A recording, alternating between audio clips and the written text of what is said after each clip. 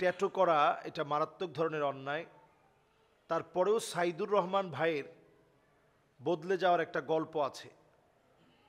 এক্ষেত্রে যুবতীদের এর থেকে শিক্ষাটা কি? আমি নিজেও আমার এই ভাইয়ের সাথে কথা বলতে চেয়েছিলাম অনেকবার। আমরা ট্যাটু সাইদুর রহমান নামে তাকে চিনি। ট্যাটু যারা করে তাদের কাছে সুপরিচিত এক নাম ট্যাটু সাইদুর রহমান। তার শরীরের ভিতরে 668টা সম্ভবত ট্যাটু আছে।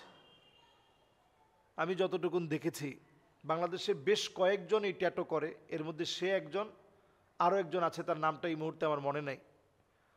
এরকম ট্যাটু যারা করে, আর দাল্লু আলাল খাইরি কাফাইলিহি, ভালো কাজ করলে যেমন সওয়াব হয়, খারাপ কাজের আপনি সহায়ক হলে আপনি গুনাহের অংশীদার হবেন, গুনাহের ভাগীদার হবেন।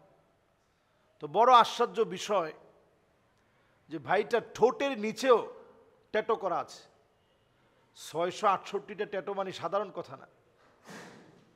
তার ঠোঁটের নিচেও ট্যাটু করা, তার নাভিতে, এমনকি মানুষের লজ্জাস্থান, এটাকেও সে ট্যাটু করছেন, এটা ভেবে যে একটা সময় সে আসক্ত হয়েছে যে ট্যাটু আমার লাগবে সব জায়গায়। তো ছোটবেলাতেই নাকি সে যখন প্রথম ট্যাটু করাতে গেছে সেখান থেকেই তাকে ঘর থেকে বের করে দিয়েছে যে ট্যাটু কেন করা হলো। তবে তার জীবনের বদলে যাওয়ার ঘটনাটা একটু ভিন্ন রকম। তার চাচার জানাজায় যাওয়ার পরে সেখান থেকে তাকে জানাজা পড়তে দেওয়া হয় না, কারণ তার সারা শরীরের ভিতরে ট্যাটু, এবং পিঠের ভিতরে দেখবেন একেবারে বিধর্মীদের ট্যাটু আঁকা। তো একটা সময় সে এটা বুঝতে পারেনি। তো চাচার জানাজা থেকে যখন তাকে বের করে দেওয়া হলো, তার ভিতরে একটা চেঞ্জ আসলো যে মানুষ আমাকে জানাজা পর্যন্ত পড়তে দেয় নাই, তো আমি যদি মারা যায় আমার জানাজাও তো মানুষ পড়বে না, এই লোকের আবার কিসের জানাজা। তো যুবক যুবতী এখন হর হামেশা কথায় কথায় কিন্তু ট্যাটু করছে, এবং ট্যাটুটা এত সিম্পল হয়ে গেছে এটাকে মানুষ কোনো গুনাহ মনে করে না। অথচ প্রিয় ভাইরা, ট্যাটু যে কত মারাত্মক গুনাহের নাম, নবী সাল্লাল্লাহু আলাইহি ওয়াসাল্লাম পরিষ্কার বলেছেন, লাআনাল্লাহুন নামিসা ওয়াল মুতানাম্মিসা ওয়াল ওয়াশিমা ওয়াল মুস্তাওশিমা। যেই লোকটা ট্যাটু করবে, ছেলে হোক মেয়ে হোক, ওয়াশিমা ওয়াল মুস্তাওশিমা, ছেলে মেয়ে যে ট্যাটু করুক তার উপরে প্রতিনিয়ত আল্লাহর লানত পড়তে থাকে। আপনি চিন্তা করেন, সেই যুগের ট্যাটু 1450 বছর আগে নবীজি এই কথা বলে গেলেন। ওই যুগে সুই ফুটিয়ে ফুটিয়ে ট্যাটু করা কত কঠিন ছিল। সেই যুগে মানুষ ট্যাটু করবে কেন?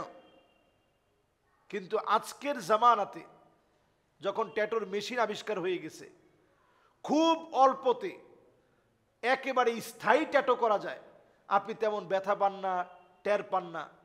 আমরা আমাদের ছোটবেলায় দেখেছি বিভিন্ন মেলা হতো, ওই মেলার মধ্যে এরকম সুই ফুটিয়ে ফুটিয়ে ফুটিয়ে ফুটিয়ে ট্যাটু করা হতো, এবং প্রত্যেক ফুটানোতে কিন্তু ব্যথা পাওয়া যেত। এখন কিন্তু এরকম ব্যথা পাওয়া যায় না। এবং একটা সময় আমরা বাংলাদেশে দেখেছি যে একেবারে চ্যালেঞ্জ করে ট্যাটু করা হয় যে আপনি সামান্য ব্যথাও পাবেন না। কিন্তু এই ট্যাটু করলে সমস্যাটা কোথায়? সাইদুর ভাইয়ের একটা জায়গায় আমি গ্যাপ দেখেছি, তার এই ফুল ভিডিওটা আমি দেখেছি, একেবারে পুরাটা আমি শুনেছি এবং দেখেছি। একটা জায়গায় আমার কাছে পরিষ্কার গ্যাপ মনে হয়েছে। তিনি বলতেছেন যে পানি পৌঁছে এবং লোম গজায়, তারপরেও যেহেতু ইসলাম নিষেধ করে এই জন্য আমরা করব না। আপনি শুধু ট্যাটুর যে সাইড ইফেক্ট এটা লেখে আর কিচ্ছু লাগবে না। ট্যাটুর যে সাইড ইফেক্টগুলো হচ্ছে, স্কিন ক্যান্সার হয়ে যাচ্ছে, এটা আপনি শুধু লিখে সার্চ দেন গুগলে, আপনি দেখবেন কত হাজার হাজার এরকম দৃশ্য বের হয়েছে যে ট্যাটু করার পরেই স্কিন ডিজিজ এমন হয়েছে যেটা মারাত্মক ইনফেকশন হয়ে শরীরের মধ্যে এটা ছড়িয়ে পড়েছে।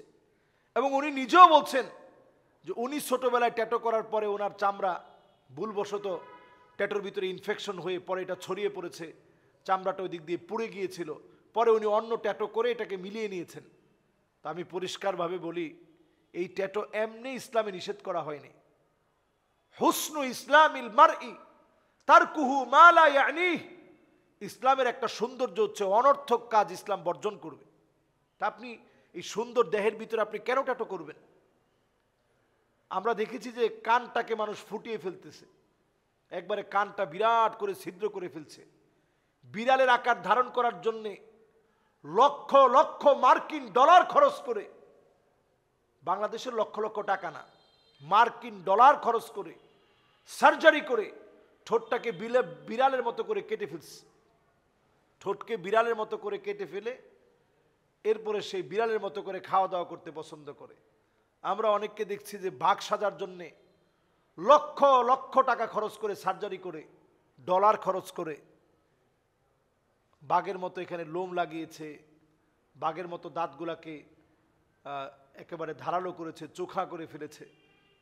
এরপর অনেক সময় দেখেছি মানুষ কুকুর সেজেছে, যে মানুষকে আল্লাহ রাব্বুল আলামিন সবচেয়ে সুন্দর করে সাজালেন, সে মানুষ সাজার জন্যে ট্যাটু করে, সে মানুষ সাজার জন্যে বুরু প্লাক করে, সে মানুষ সাজার জন্যে দাঁতকে কেটে চিকন করে, সে মানুষ সাজার জন্যে নিজের ঠোঁটটার মধ্যে ইনজেকশন দিয়ে ঠোঁটটাকে ফুলিয়ে ফেলে।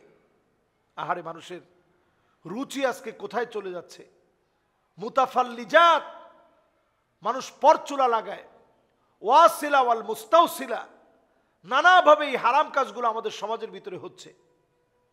এখন আমাদের যে ট্যাটু সাইদুর রহমান ভাই আছে, তার এখন বড় একটা কাজ হচ্ছে, তিনি আর এখন কোনো ট্যাটু করেন না। যত লোক ট্যাটু করেছেন তাদেরকে রিমুভ করে দেন, অল্প কিছু টাকা নেন, কয়েকটা সেশনে তিনি রিমুভ করে দেন। আমি আজকের এখানে সবাইকে উদ্দেশ্য করে বলি, যারা ট্যাটু করে মহা অন্যায় করে ফেলছেন, কবিরা গুনায় লিপ্ত হয়েছেন, আপনার জীবনের সুরক্ষার জন্যে আমি নিজে ডাক্তার কবির চৌধুরীকে প্রশ্ন করেছি, বাংলাদেশের সবচেয়ে বড় স্কিন বিশেষজ্ঞ তিনি। আমি প্রশ্ন করেছি যে এগুলো রসুল এত কঠিন শব্দে কেন নিষেধ করলেন? তিনি বলছেন, হুজুর কি কি নিষেধ করছেন?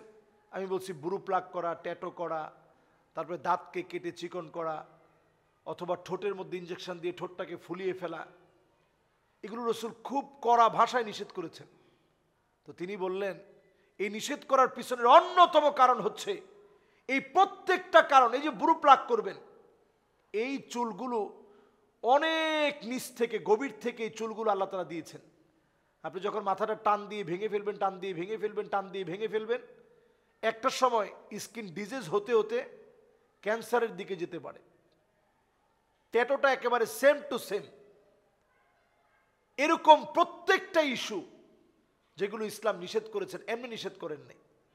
এই জন্য এই জাতীয় কাজ যারা আমরা ভুলে করে ফেলেছি, আমরা অবশ্যই রিমুভ করার চেষ্টা করব। আর যারা যুবক এখন মনে করতেছে আজকেই ট্যাটু করব, আমি ওই যুবককে বলবো, খবরদার, ট্যাটুর মতো হারাম কাজটা আপনি বর্জন করেন। এটা কোনো ফ্যাশন হতে পারে না, এটা বড় অন্যায়।